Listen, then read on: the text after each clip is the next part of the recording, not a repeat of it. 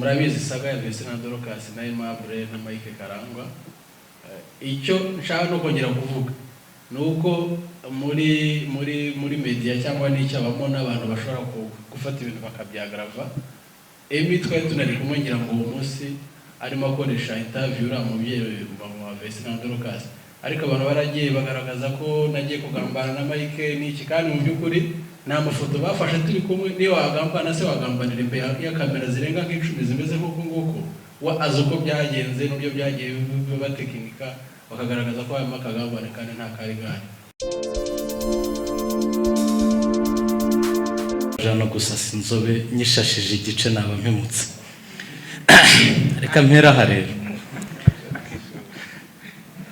muti tuje gusasa inzobe kuri Rwanda Gospel Stars Live igiye kuba ku nshuro ya kabiri. Namara ubundi icyo cyari igitekerezo nyamukuru nkurikije ibyavugiwe aha, ariko no kureba iya mbere uko byagenze nuko yarangiye. Numvishe byinshi byavugiwe aha, reka nitse ku kitureba muti media ntimwatubaniye kuri season ya mbere. Nibyo hari aho wenda muri buvuge ko tutababaniye, ariko hari aho twabaniye abandi babibonye. Gusa nuko bigenda buri gihe, nuko duhorana n'abo gufatanya bikorwa tugira, kandi ntabwo tubyishinja kenshi nubwo bitatubuza kubana kenshi. Aristide, urabizi kenshi inama nk'izi ngizi twagiye tuzigira, reka mvuge wowe kubera ko urabizi si ubwa mbere nk'iyi ngiyi tuyigize, yaba nge nawe cyangwa se nge nawe n'abandi cyangwa se abandi banyamakuru nawe, ahubwo n'ubwa kenshi. Kandi ngushimire kutajya ucika intege kuganira n'abantu ubereka urundi ruhande. Ariko nigaruka kuri AIMABLE ndamwibutsa ko iyi si yajemo y'imyidagaduro yashoyemo amafaranga atari paradizo. Ni isi rwose ikakaye itaryoheye umuntu, itaryoheye umuntu utifuza ko hari ibindi bintu bigaragara cyase bivugwa atashakaga. Nimvuga ino competition nge nyizi nahoze ndeba mu banyamakuru bagenzi banjye bari hano, nyizi ku munsi wa mbere ivugo bwa mbere muri media, ubanze inkuru ya mbere yari yanjye. AIMABLE ari hano nawe ubwe narabimubwiye, ubwo ndashaka ko dusasa inzobe n'inshuro ya kabiri tazi imeze uko yari imeze bwa mbere.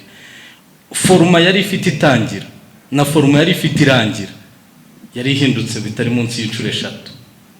AIMABLE n'umugabo yabivuga, nawe ubwenge nawe turebana narabimubwiye ko yahindutse kandi cyane, kuko itangira afite uko bayitangiye, afite uko yarangiye.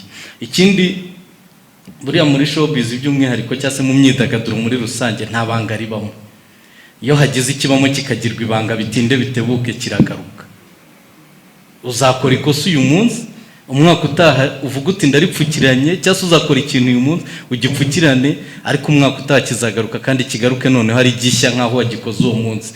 Uvuga uti ariko media bigenze bite kwivuga ibintu byarangiye nkaho bibaye nona. Zimwe mu ngaruka iki gikorwa cyagize harimo guhisha gupfukirana ukuri. Reka mbabwize ukuri, namutwita abafatanya bikorwa tuba dukeneye kubwizanya ukuri. Ndahera bigitangira byari okay, covid ijemo. Covid niyo rwitwazo rwa twese, natwe twabuze amakuru kubera covid, kandi twe nta wadukumiriye. Iyo yabuze rero uhita uvuga ko ari covid, ariko mwe ndabumva cyane kubera ko yakumiriye ibikorwa nkuko tubizi. Ariko yo reka nyirengagize ko ntacyo twari kuyikoraho. Ariko reka nigarukire ku kibazo rusange, ibibazo byagiye bamo nereke AIMABLE ko nawe hari byagiye bagiye bagiramo uruhare kandi bitakabaye. Mere kuri case ya DORCAS na VESTINE nayo se ni media. Kesi iraje irabaye, abo bahanzi mwicaranye aho ngaho ndabizi neza ko nta numwe uri buze kukubwira ngo kiriya kibazo cya DORCAS na VESTINE cyabangamiye ibi bintu ku rwego rwo hejuru, kandi byarabaye. Ariko kirarangiye kigiye muri ku mbuga nkoranyambaga, abantu bateranya amagambo. Nyamara birashoboka ko nka competition bicara bakerekana n'uyu munsi ntabwo tuzi impamvu bari abakobwa bakuwe mu irushanwa cyase mu gikorwa. Impamvu ndibuze kunanira kubura uko nyita, cyatangiye ari irushanwa bizamo kuza ikibi gikorwa, ubundi mbura uko nyita. Reka nivugire Rwanda Gospel Stars Live ndeke irushanwa n'ibindi nk'ibyo ngibyo. Ntabwo turamenya impamvu bakuwemo, nta nubwo turamenya impamvu uwabasimbuye icyagendeho kugira ngo abasimbure, ngo ndi buze kuvuga ati bo bose babireba. Ntabwo nzi niba ari wakurikiraga kuri liste y'abatoye, ntabwo nzi n'ubundi kuko hari abandi bariho ku iyo liste. Amakuru menshi imbere wenda harimo ayo nzi na Mabrazi, ariko sinshaka kuvuga ngo uyu munsi tubigaruka, ahubwo ndashaka kwereka ingaruka z'uko iyo amakuru ahishwe y'ukuri, media igira ubushake bwo kujya gushaka andi makuru kubwo mwaka wateguye igikorwa, media ikabona bya bindi utifuzaga ko bijya hanze kandi hari ibyo wakabaye wivugiyeho. Icyo ni kimwe. Ndakwereka icya kabiri, wenda uvuga uti bya Vestine na Dorcas se kandi twicaye gutya nubundi hari ibindi byabaye nk'ibusinyana n'umupartenaire. Umupartenaire aza kuvamo rwose byeruye, yitwa Karisimbi Events, aza kugenda byeruye, habe na official statement ivuga ko umupartenaire yavuyemo. Ni byinshi. Iyo rero usubije amaso inyuma ukabona imikoranire yawe na media irimo ikibazo, muri kuyiha amakuru on time uko bikwiye, warangiza ugahindukira utaba abafatanyabikorwa, media nayo yahindukira ikabwira iti bya bikorwa dufatanyije ubanza twe byaraduhombeye wowe bikakungukira. Noneho reka ngaruke rero ku gikorwa muri rusange. Ubwo naho nashaka kukwereka kanenge gatoya k'imikoranire ya media namwe. Ningaruka ku mikoranire ya media namwe, dushashe inzobe tunavugisha ukuri n'amagambo akomeye, mwangane kumva amagambo aremereye. Ibi bintu Aimable rwose turagushimira ko wabizanyemo amafaranga, ariko amunoshoka ko waje kuyatereka muti mwitwarire. Nari mfite menshi kuri konte gospel reka mbe nyihaye ayangaya nta nubwo nyakeneye. Nawe nagwa bikora 3 4 5, ahubwo ntekereza ko umutima mwiza wagize wo gufata amafaranga ukayashyira muri gospel ku buryo ashobora gukomeza gukora muri gospel, nacyo ari igitekerezo cyiza kandi dukwiye gushima. Ariko nanone iyo ushoye muri business, don't think ko everyone azaza gusupporting that business, kubera ko ntago umucuruzi wese afunguye boutique bakangurira abanyamakuru bakora economy kujya kumusupporting. Ariko nanone sindi bwirengagize inshingano zacu zo gusupporting ibikorwa bya entertainment. Iyo ni inshingano dufite, tudafite uyiduhatira, tudafite uyitwishyurira, twe dufite bitewe n'impamvu zitandukanye n'uburyo uruganda nta wundi urufasha, ndetse usibye wowe na leta ibifite mu nshingano ntibikora. So kuba warabikoze ni igikorwa cyiza, ariko nanone bidakuyeho ko utagusupportinza bikwiye gufatwa nkaho hari inka yaciye amabere, kubera ko n'ubundi nibyo wakabaye expecting mbere. Ku y'inshuro rero ni inshuro ya kabiri bigiye kuba. Ndagushimira by'umwihariko ndakivugire Aimable, ndagushimira kuba uyu munsi ubashije kuza ukicara hano. Byashobora bacya nyuma y'ibyavuzwe kuri edition ya mbere. Bamwe hari nabo nzi batorotse igihugu kubera nk'ibi ngibi, vuga ati oya kameme ntago nakwisanisha n'ibintu nk'ibi ngibi. Hari nabandi nzi uyu munsi ushaka gutumira kubera ibyo bateguye bigafeiringa, badashobora kongera kwicara imbere y'amaso y'abantu. Akuba waje ni igikorwa cy'ubutwari, kandi kigaragaza kudacika intege nk'uko umuvandimwe hari yabivuze. Nta nubwo nakwifuriza kuzicika, gusa nanone nkubeshye ko ibyavuzwe muri media bitazasubira nk'uko Aristide yahoze bidusaba igihe bizaba bihari. Aho naba ngo haye icyizere ntafitiye ubushobozi, ahubwo icyiza rero twakora kugira ngo duhurize hamwe abaorganizateri, reka bakora akazi kabo neza, kuko iyo uteguye igikorwa nk'iki ngiki, inkuru iba ko cyagenze nabi, ntabwo inkuru iba ko cyagenze neza. Uri buze kwibaza utariko kuki media muhora mureba ibibi, nuko nubundi ubitegura wari uri supposed kubikora neza. Kuba wabikora neza rwose ntawe ukwiye kubigushimira, ahubwo wowe ukwiye kumva ko wujuje inshingano zawe. Kireka umbwiye uti nateganya gukora ibingibi 100%, ako narengeje ibingibi, nabyo ukwiye kubyishimira. Cyase hagira ubigushimira ukavuga uturi yararekonesa, ako nubikora nabizaba inkuru.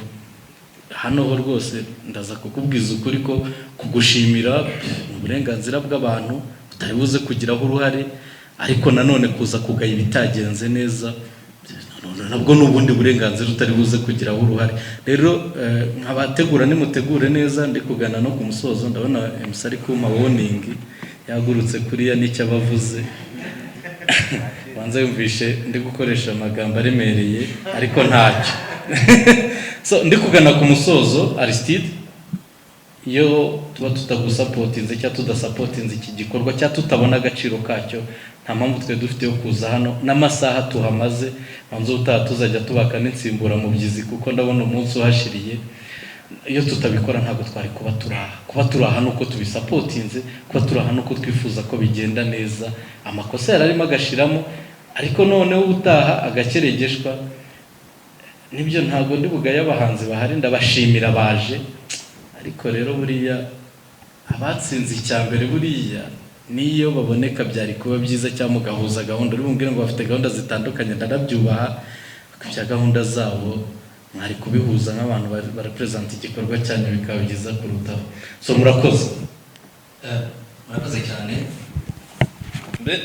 ndashimira Emmy tubwizanye kuri twebwe rimwe na rimwe ndabishamize twizanye kuri kandi kuri cyiza cyo tubwizanye abamo umusaruro nicyo cyiza ko tuba tugamije ikintu kimwe mu batsinze sinzi uzi liste yabo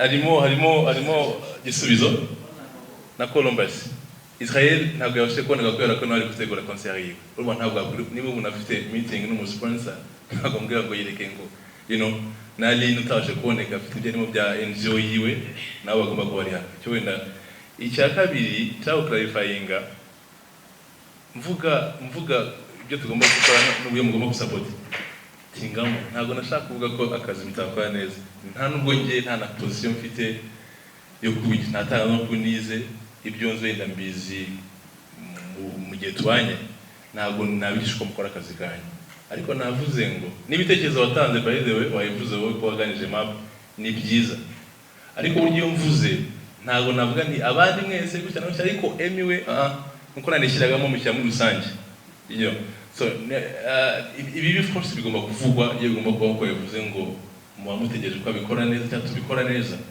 ariko icyo navugaga ni kimwe tujye dukoma urusyo tukomeninga siri tubarensinge sinabuza kuvuga ngo niba byabayeho bigomba kuvugwa ariko tujye tunabarensinga ni byiza nabyo tubivange muri iyo byiza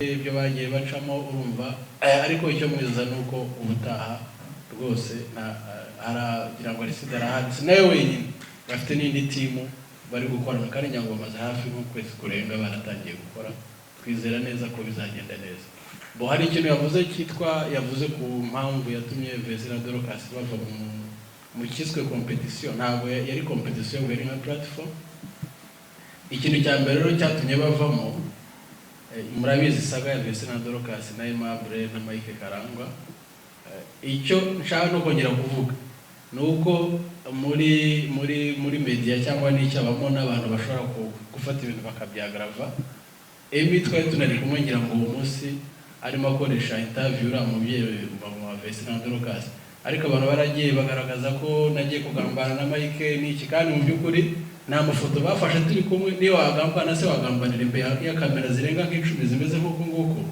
azi uko byagenze n'ubyo byagiye batekinika bakagaragaza ko harimo akagambane kandi nta kari gahari gusa ikibazo cyabayemo bari muri platform bari muri Rwanda Gospel Stars Live ariko haba ikibazo cya management bari bafite icyo gihe nitwumvikana bitewe wenda n'uko tutabashije guhuza biba ngombwa rero yuko tutakora nyine n'abantu bari tudahuza dufata umwanzuro ko baba wenda umwaka umwe baba baretse kujyamo kubera ko management ntabwo twumvikanaga ariko bitanavuze ko n'ubu cyane ikindi gihe bashobora no kuza kuko nta kibazo dufitanye kugeza uyu munsi hanyuma hari ikindi yavuze aravuga ati se kuki Rwanda Gospel yagiye ihindagurika ubundi wa mugani nyine byatewe n'abize projet bwa mbere bayise competition kandi noneho tumaze kuyiransa igiye hanze nabivuze uretse kuba twaragize umuhamagaro ariko nta makuru nta kindi kintu n'ifite cyangwa se experience abantu ba mbere bayise competition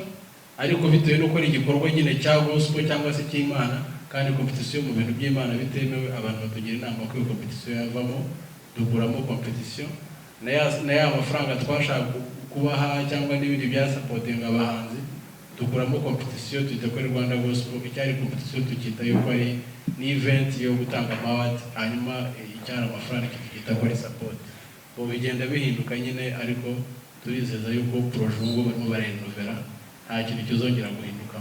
Umunsi Aristide azagaragaza uko yubatse cyangwa kuva ku ntangiriro kugeza kuri fe bizarangira no kumva uko bimeze. Ndumva ari ibyo ngibyo. Nje gushimira umusangizi w'amagambo Justin umuhaye umwanya kugira ngo wenda kugira ngo ngire icyo mvuga gatoya kuri Rwanda Gospel Stars Live. Mbere ya byose ndagira ngo mbanze nshimire wenda nshobora no guhera iburyo bwanjye ashimira abahanzi turi kumwe hano. Ashimira cyane umuhanzi Emmy. Emmy ni umuhanzi muzi umaze igihe kinini akora, afite ibikorwa biremereye yagiye akora, akaba aririmba indirimbo za hip hop muri gospel. Turi kumwe kandi nanone na Gisubizo Ministries. Gisubizo nayo ni ministeri nayo ifite ibikorwa bikomeye, ifite ibintu byinshi yakoze, ari mu ndirimbo zo kuramya no guhimbaza cyangwa se ibikorwa biri social. Nkanongera kandi no gushimira Bwana Aristide Gahonzire nk'uko yabivuze, ngira ngo niwe ufite inshingano cyangwa se nka project manager wo gutegura cyangwa se kujya agaragara no kuba ari uzadufasha gushyira ibikorwa byose bya Rwanda Gospel Stars Live muri uno mwaka ndetse no mu myaka yindi iri imbere, ngira ngo 2 cyangwa 3. Nongera nashimire umuyobozi wa Kingdom Ministries. Kingdom Ministries ngira ngo murayizi ni umuryango cyangwa se natwavuga ko ari ishyirahamwe, ariko ntabwo ari ishyirahamwe kuko dusanzwe twumva amashyirahamwe ni ministeri ifite ibikorwa cyane cyane bafite indirimbo zo kuramya no guhimbaza, bakora umurimo w'Imana bakoresheje ivugabutumwa, bafite ibikorwa byinshi bakoze ibiri social, abo bagiye basana imitima yabo ni benshi cyane, ibikorwa bakoze biremereye kandi barandufashije cyane muri season 1. Nongera nanashimire Serge Iyamuremye. Serge Iyamuremye ni umuhanzi ku giti cye, abantu muramuzi twarabanye muri season 1, afite ibikorwa nawe yagiye akora, afite indirimbo, afite ibikorwa biremereye yagiye akora n'umuhanzi umaze igihe, abantu benshi baramuzi. Nongera nashimire rero itangazamakuru twabanye naryo muri season ya mbere, yewe kugeza n'uyu munsi tukiri kumwe. Turabashimira itangazamakuru rikora ibintu byinshi byiza kandi rikatanga n'amakuru. Rero turabashimira, twarabanye n'ubu kuba tukiri kumwe, turabashimiye cyane.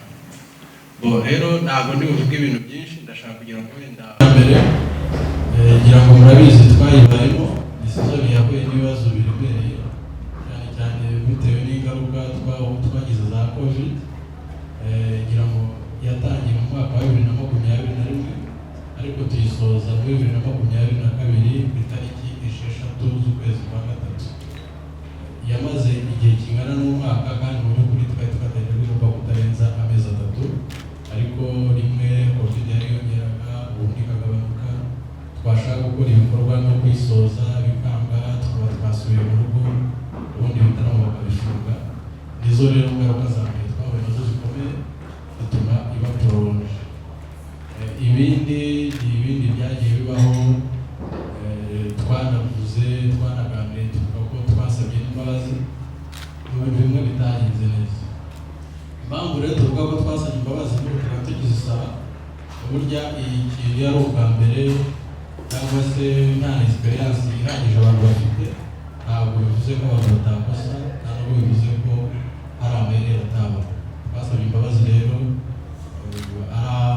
ari abo twakoranye, ari abanyarwanda bose badukurikiye, twasabye imbabazi tunavuga ngo ntabwo bizongera, kubera ko iyo ukoze ikosa cyangwa kwamurereye ni experience birakwigisha uburyo ushobora gukosora n'ibitaragenze neza. Rero impamvu ni uko twabahamagaye kuko Rwanda Gospel Stars Live hari abayumva bakumva ko igikorwa cy'ubucuruzi, abandi bakumva ko ari ibindi bintu badasobanukiwe. Kugira ngo mbabwire ko kuba twaratekereje ku mpano cyangwa z'abahanzi baririmba indirimbo zo kuramya no guhimbaza, first ni umuhamagaro, ntabwo ari igikorwa cy'ubucuruzi cyangwa hari abagamije inyungu. First ni umuhamagaro wonyine. Ndasaba ko abantu bose bazabyumva gutyo, ari nayo mpamvu uyu munsi tuvuga ngo ibibazo byarabaye, dusaba imbabazi, ariko ntabwo tugomba no gucika intege kugira ngo uyu munsi turahabwa kugira ngo tubatangarize ngo nyuma y'ibyo byose, nyuma yo kwanariza, nyuma yo guhura n'ibibazo no kurwana byo kubikemura kandi twe twavuze ko Rwanda Gospel ni event cyangwa igikorwa kigomba kujyaho ngarukamwaka twarangije muri 2021 twayishuje muri 2022 kubera bya covid ariko ubu twababaga kugira ngo tubatangarize yuko Rwanda Gospel Stars Live season 2 ariko igiye gutangira 2022. Ikindi twababwira nuko muri urwo rugendo twagenzemo twanahinduye na team tekinike kubera wenda ko hari ibyo tutabashije kugereramo neza, rero tukaba twizeza abantu ko bitewe n'iyo experience no guhindura ababiteguraga twizera yuko season 2 igomba kugenda neza. Icyo nareza nuko season ya kabiri yo ifite umwihariko kuko ngira ngo tuzajya no gushaka impano z'abahanzi ari abakoze cyane n'abandi bakizamuka ariko noneho mu ntara zose z'igihugu. Rwanda rufite intara 5, ubu harimo intara y'Amajyepfo, Amajyaruguru, Amajyepfo, Iburasirazuba n'Iburengerazuba, hanyuma n'abandi bo mu mujyi wa Kigali. Nyuma yaho rero finale yayo ikazaba mu kwezi kwa 12 kwa 2022. Murakoze cyane, ibindi bisigaye ngira ngo